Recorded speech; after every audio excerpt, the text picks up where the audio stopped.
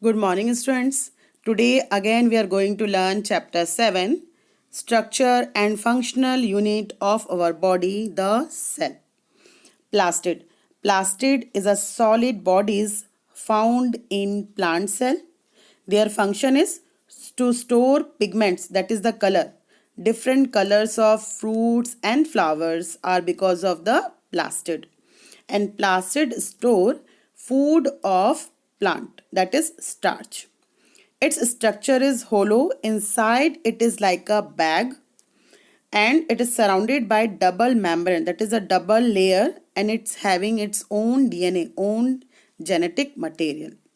There are three types of plastid. First is chromoplast. The red one is what? Chromoplast. Chromoplast, these are the colored, and it is because of these that flowers and fruits have red, yellow and different colors. Second, the green one is chloroplast. These are green colored and help in photosynthesis. The third one is leucoplast. These are colorless and store food. So plastid क्या होता है? ये plant cell में present होता है. Plastid क्या store करता है? Colours. Pigment means what? Colour. किसका कलर? फ्रूट और फ्लावर्स के कलर्स. डिफरेंट कलर्स होते हैं फ्रूट्स के, रेड, ग्रीन, येलो. फ्लावर्स के भी डिफरेंट कलर्स होते हैं. तो ये कलर्स किस में स्टोर होते हैं? प्लास्टिड में. प्लास्टिड प्लांट के फूड स्टार्च को भी स्टोर करता है. इसका स्ट्रक्चर कैसे होता है? होलो. ये अंदर से खाली होता है लाइक अ बैग, और इसके चारों तरफ क्या होती है? डबल मेम्ब्रेन, डबल लेयर होती है स्किन की. इसका खुद का क्या होता है? डीएनए होता है. अब now there are three types of plastid. पहला वाला क्या है? रेड कलर वाला क्रोमोप्लास्ट. क्रोमोप्लास्ट वो होता है जो जिसके कारण क्या होता है? फ्लावर्स और फ्रूट्स के डिफरेंट कलर्स होते हैं. ये कलरफुल होता है. ग्रीन वन क्या है? क्लोरोप्लास्ट. क्लोरोप्लास्ट क्या करता है? प्लांट सेल को फूड प्रिपरेशन मतलब फोटोसिंथेसिस में हेल्प करता है. इसका कलर ग्रीन होता है. और लास्ट ल्यूकोप्लास्ट. ल्यूकोप्लास्ट कोई कलर नहीं होता इसमें. इसका जो वर्क होता है वो फूड को स्टोर करना होता है. Now after plastid we are going to see about the detail of nucleus. See students, plant cell, animal cell, both are having nucleus. As our body having brain controls our all the activities.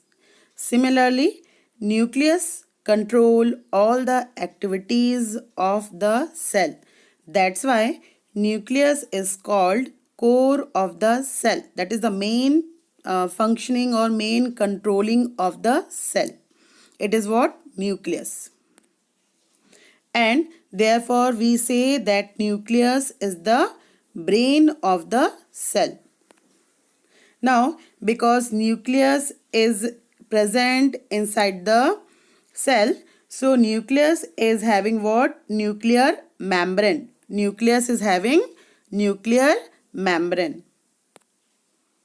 and this membrane is of double layer. It having outer layer and inner layer.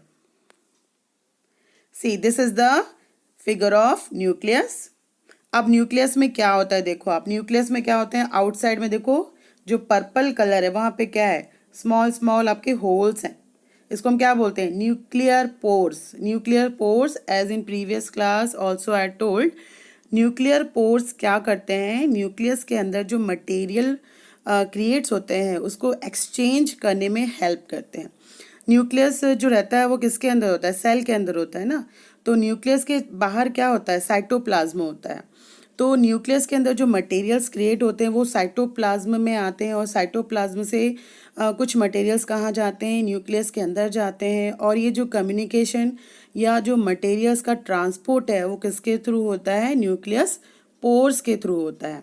उसके बाद nucleus के देखो चारों तरफ क्या होती है? Membrane होती है, डबल लेयर मेम्ब्रेन होती है.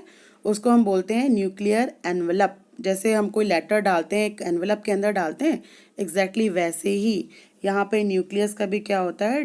लेयर होती है. उसको हम न्यूक्लियर एनवेलप बोलते हैं. न्यूक्लियस के अंदर एक जेल होता है, एक लिक्विड होता है, उसको हम बोलते हैं न्यूक्ली न्यूक्लियोप्लाज्म, क्या बोलते हैं उसको, न्यूक्लियोप्लाज्म बोलते हैं, और उसके अंदर आपका प्रेजेंट होता है nucleus. Now the students, as nucleus, what the nucleus containing DNA.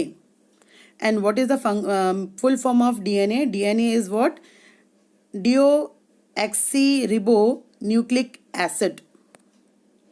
See, this is the figure of DNA. So DNA करता क्या है, डीएनए क्या करता है, डीएनए जो हमें मिलता है वो हमारे किससे मिलता है, DNA we gain from our parents. Okay, therefore we all are resemble to our parents. मतलब डीएनए हमें अपने पेरेंट्स से मिलता है, इसलिए हम सब सिमिलर होते हैं या किसकी तरह दिखते हैं, अपने पेरेंट्स की तरह दिखते हैं. So DNA, what contain DNA? DNA is having this thread like a long thread like structure. And if suppose for example, suppose there are so many like a fibers like this, and we want to keep all this in a small box, then how we can do this? मतलब समझो आपके पास इतने सारे ये दिखे threads, इतने सारे threads हैं, बहुत सारे हैं, सबको एक बॉक्स में रखना है, तो आप कैसे रखोगे, है ना. तो क्या करोगे, इन थ्रेड्स जो दिख रहे हैं इनको क्या करोगे आप, स्मॉल इसको क्या करोगे आप, लाइक दिस तरह से थ्रेड्स के क्या करोगे, बंडल्स बना लोगे, और इसको इजीली आप किस में रख सकते हो, बॉक्स में रख सकते हो. सिमिलरली ऑल्सो द क्रोमोटीन और we can say long thread like structure is coiled and they shorten in the form of this, and this is called chromosomes, highly coiled and condensed form of DNA. And these chromosomes goes enter to the nucleus. So this is the, again see the figure, this is what student, this is what again the about the detail of the nucleus is done. Again I am summarizing all that the outer cover is what, nuclear pore, and nucleus के चारों तरफ क्या होता है, ribosomes होता है ना, ये होता है एंडोप्लाज्मिक रेक्टिकुलम. एंडोप्लाज्मिक रेक्टिकुलम में क्या लगा होता है, राइबोसोम्स होता है, and ribosomes is the protein factory which creates protein. Nucleus के अंदर क्या होता है, क्रोमोटीन, देखो यहाँ पे दिख रहा है थ्रेड लाइक स्ट्रक्चर दिख रहा है, दैट इज व्हाट, क्रोमोटीन. और क्रोमोटीन के अंदर क्या होता है, न्यूक्लियस, है ना, और न्यूक्लियस के चारों तरफ एक लेयर जैसी होती है, उसको हम बोलते हैं nuclear envelope. So about the nucleus detail is finished. So what is nucleus? Nucleus is the core of the cell, that is the main part of the cell. Core मतलब क्या होता है, main part of the cell, that's why it is called the brain of the cell, because it controls all the functions of the cell. Inside the nucleus, what present there, chromatin network, or chromatin network, that is a long thread like a structure which is highly coiled and condensed and summarized in the form of chromosomes. ठीक है, तो वो जो long thread like structure होता है आपका, वो जब सिंथेसाइज्ड होता है, स्मॉल हो जाता है, और किसके फॉर्म में आता है, क्रोमोसोम्स. ये जो क्रोमोसोम्स होते हैं वो डीएनए का स्ट्रक्चर क्रिएट करते हैं, और वो न्यूक्लियस में प्रेजेंट होते हैं. डीएनए इज़ व्हाट, डीएनए जो होता है वो क्या कहता है, हमें अपने पेरेंट्स से मिलता है, और वो ये बताता है कि हमारे पेरेंटल फीचर्स क्या हैं. ठीक है, so that's why we are identical और we are assemble to our parents. So this all about the nucleus done here, and the remaining part we will learn in our next class. Thank you.